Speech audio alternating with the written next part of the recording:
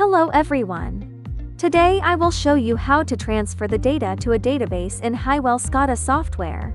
Okay, let's have a look. First of all, we need to create a new project and configure the device that we want. Find the database service option. Click the server configuration and add a server. Enter the server address, the username, and the password. And here, I will create a new database to show. We can add a new database and set the name as HeHe. Okay, and let's go back to our software.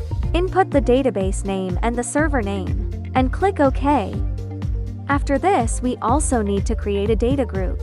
Here we can set the name, database, configure the record mode, and also add the data that we want to send to the database. Here we also can set the table name, and click OK. For the project display, we can configure the corresponding variables to better observe the values. Just bind them in the project display.